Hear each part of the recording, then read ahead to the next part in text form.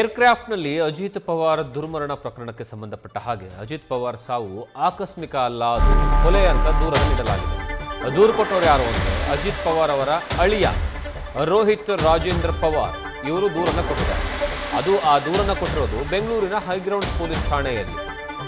High Grounds police ಠಾಣೆಯಲ್ಲಿ 0 FIR ದಾಖಲು ಮಾಡಲಾಗಿದೆ. ಇದೊಂದು ವ್ಯವಸ್ಥಿತ ಆಗಿರುವಂತಹ ಕೊಲೆ ಅಂತ ಗಂಭೀರ ಆರೋಪವನ್ನು ಮಾಡಿದ್ದಾರೆ. ಪ್ರಕರಣದಲ್ಲಿ ಹಲವು ಅಂಶಗಳನ್ನು ಉಲ್ಲೇಖವನ್ನು ಮಾಡಿ ಆ ದೂರನ್ನು ನೀಡಲಾಗಿದೆ. ಅಜಿತ್ ಪವಾರ್ ಅವರು ಏರ್ಕ್ರಾಫ್ಟ್ನಲ್ಲಿ ಕ್ರ್ಯಾಶ್ ಆಗಿರುವಂತಹ ಕಾರಣಕ್ಕಾಗಿ ಸಾವಿಗೀಡಾಗಿದ್ದರು. ಅದಾದ ಮೇಲೆ ಹಲವು ಚರ್ಚೆಗಳಾಗ್ತಾ ಇದ್ವು ಅವರ ಸಾವಿನ ಬಗ್ಗೆ, ಆ ಏರ್ಕ್ರಾಫ್ಟ್ ಬಗ್ಗೆ. ಈಗ ಅಧಿಕೃತವಾದಂತಹ ದೂರನ್ನು ದಾಖಲು ಮಾಡಲಾಗಿದೆ. ಸ್ವತಃ ಅವರ ಅಳಿಯ ಅವರೇ ರೋಹಿತ್ ರಾಜೇಂದ್ರ ಪವಾರ್ ಅವರು ದೂರನ್ನು ದಾಖಲು ಮಾಡುವಂತಹ ಕೆಲಸವನ್ನು ಮಾಡಿದ್ದಾರೆ. ಆ ಮೂಲಕವಾಗಿ ಈ ಒಂದು ಅಜಿತ್ ಪವಾರ್ ಅವರ ಸಾವಿನ ವಿಚಾರಕ್ಕೆ ಸಂಬಂಧಪಟ್ಟ ಹಾಗೆ ತನಿಖೆಯನ್ನು ಕೈಗೊಳ್ಳಬೇಕು ಅನ್ನುವಂತಹ ಮನವಿಯನ್ನು ಮಾಡಿಕೊಂಡಿದ್ದಾರೆ. ಹಾಗಾದರೆ ಆ ದೂರಿನಲ್ಲಿ ಏನಿದೆ, ಯಾವ ಕಾರಣಕ್ಕಾಗಿ ಅವರು ಅನುಮಾನವನ್ನು ವ್ಯಕ್ತಪಡಿಸ್ತಿದ್ದಾರೆ ಅಂತ ನೋಡ್ತಾ ಹೋದರೆ, ಹಾರಾಟದ ಅವಧಿ ಮುಗಿದಿದ್ರೂ ಸಹ ಆ ವಿಮಾನ ಹಾರಾಟವನ್ನು ನಡೆಸಿದೆ.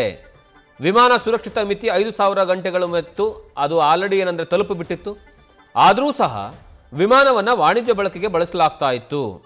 ವಿಮಾನದ ದಾಖಲೆಗಳನ್ನು ತಿದ್ದಿ ಹಾರಾಟವನ್ನು ಮಾಡಲಾಗ್ತಾ ಇತ್ತಂತೆ. 5,000 ಮಿತಿ ಇರೋದು 8,000 ಗಂಟೆಗಳ ಕಾಲ ಹಾರಾಟ ನಡೆಸ್ತಾ ಇದ್ರೂ ಸಹ ಅದನ್ನು ಯಾವುದೇ ಕಾರಣಕ್ಕೂ ನಿಲ್ಲಿಸಿಲ್ಲ. ನಿಯಮಗಳನ್ನು ಗಾಳಿಗೆ ತೂರಿ VSR ಅನ್ನುವಂತಹ ವೆಂಚರ್ಸ್ ಆ ವಿಮಾನವನ್ನು ಹಾರಾಟ ಮಾಡ್ತಾ ಇತ್ತು. DGCA ತನಿಖೆಯಲ್ಲಿ ವಿಮಾನವು ಹಾರಾಟಕ್ಕೆ ಯೋಗ್ಯ ಆಗಿರಲಿಲ್ಲ ಅಂತ ಗೊತ್ತಾಗ್ತಾ ಇದೆ. ಆದರೂ ಆ ವಿಮಾನವನ್ನು ಕಾರ್ಯಾಚರಣೆಗೆ ಬಳಸಲಾಗಿತ್ತು. ಅಮೆರಿಕದಲ್ಲಿ ಸೇವೆಯಿಂದನೇ ಈ ವಿಮಾನ ಮೊದಲೇ ನಿವೃತ್ತಿಯಾಗಿತ್ತು.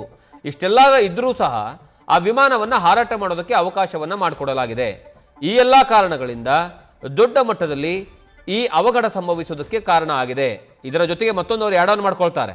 ಅದೇನು ಅಂದರೆ, ಆ ವಿಮಾನ ಹಾರಾಟ ಯಾರು ಮಾಡಿಸ್ತಾ ಇದ್ರಲ್ಲ ಅಂದರೆ ಪೈಲಟ್, ಆ ಪೈಲಟ್ ಸಹ ಕುಡುಕನಾಗಿದ್ದ ಅನ್ನುವಂತಹ ಆರೋಪವನ್ನು ಮಾಡಿದ್ದಾರೆ. ವಿಮಾನದ ಪೈಲಟ್ ಸುಮಿತ್ ಕಪೂರ್ ಮದ್ಯಪಾನವನ್ನು ಮಾಡ್ತಾ ಇದ್ದ. ಸುಮಿತ್ ಈ ಹಿಂದೆ 2 ಬಾರಿ ಮದ್ಯಪಾನವನ್ನು ಮಾಡಿ ಸಿಕ್ಕಿಬಿದ್ದಂತಹ ವ್ಯಕ್ತಿ. ಈ ಹಿನ್ನೆಲೆ ಅಮಾನತುಗೊಂಡಿರುವಂತಹ ಪೈಲಟ್ ಸುಮಿತ್ ಕಪೂರ್ DCM ವಿಮಾನಕ್ಕೆ ಅವರನ್ನೇ ಪೈಲಟ್ ಆಗಿ ನೇಮಿಸಿದ್ದಾದರೂ ಯಾಕೆ ಅನ್ನುವಂತಹ ಪ್ರಶ್ನೆಯನ್ನು ಅವರು ಮಾಡಿದ್ದಾರೆ. ಅದರ ಜೊತೆಗೆ ಕೊನೆಯ ಕ್ಷಣದಲ್ಲಿ ಪೈಲಟ್ಗಳ ಬದಲಾವಣೆ ಆಗಿದ್ದಾಕೆ? ಅಜಿತ್ ಪವಾರ್ ಅವರು ರಸ್ತೆ ಮೂಲಕ ಹೋಗಬೇಕಿತ್ತು, ಆದರೆ ದಿಢೀರಂತ ವಿಮಾನ ಪ್ರಯಾಣಕ್ಕಾಗಿ ಬದಲಾಗಿದ್ದಾದರೂ ಯಾವ ಕಾರಣಕ್ಕಾಗಿ ಮತ್ತು ಹೇಗೆ? ಬಾರಾಮತಿ ವಿಮಾನ ನಿಲ್ದಾಣದಲ್ಲಿ ದಟ್ಟ ಮಂಜು ಕವಿತಾ ಇತ್ತು. ಕನಿಷ್ಠ 5 ಕಿಲೋಮೀಟರ್ ವಿಸಿಬಿಲಿಟಿ ಇಲ್ಲದಿದ್ದರೂ ಸಹ ಲ್ಯಾಂಡಿಂಗ್ಗೆ ಅವಕಾಶವನ್ನು ಕೊಡಲಾಗಿದೆ. ಇದೆಲ್ಲ ಅನುಮಾನಗಳು ಈಗ ಮೂಡ್ತಾ ಇದ್ದಾವೆ. ಹಾಗಾಗಿ ಇದರ ಬಗ್ಗೆ ಸಂಪೂರ್ಣವಾದಂತಹ ತನಿಖೆಯನ್ನು ಮಾಡಬೇಕು ಅನ್ನುವಂತಹ ವಿಚಾರವನ್ನು ಇಟ್ಕೊಂಡು ಈಗ ಅಜಿತ್ ಪವಾರ್ ಅವರ ಅಳಿಯ ರೋಹಿತ್ ರಾಜೇಂದ್ರ ಪವಾರ್ ಅವರು ದೂರನ್ನು ದಾಖಲು ಮಾಡುವಂತಹ ಕೆಲಸವನ್ನು ಮಾಡಿದ್ದಾರೆ. ಅದೆಲ್ಲಿ ಅಂದರೆ ಬೆಂಗಳೂರಿನ ಹೈಗ್ರೌಂಡ್ಸ್ ಪೊಲೀಸ್ ಸ್ಟೇಷನ್ನಲ್ಲಿ.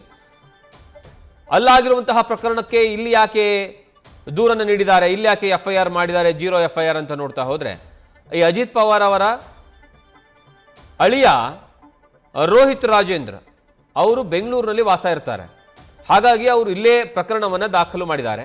ಆದರೆ ಈ ಪ್ರಕರಣ ಏನಾಗುತ್ತೆ ಅಂದರೆ, ಈಗ ಹೈಗ್ರೌಂಡ್ಸ್ ಪೊಲೀಸ್ ಸ್ಟೇಷನ್ನಲ್ಲಿರುವಂತಹ ಪ್ರಕರಣವನ್ನು ಘಟನೆ ನಡೆದಿರುವಂತಹ ಸ್ಥಳಕ್ಕೆ ಅದನ್ನು ಟ್ರಾನ್ಸ್ಫರ್ ಮಾಡುವಂತಹ ಕೆಲಸವನ್ನು ಮಾಡ್ತಾರೆ. ಆ ಮೂಲಕವಾಗಿ ಆ ಪ್ರಕರಣವನ್ನು ಅಲ್ಲಿ ತನಿಖೆ ಮಾಡೋದಕ್ಕೆ ಪೊಲೀಸರು ಮನವಿಯನ್ನು ಮಾಡಿಕೊಳ್ತಾರೆ.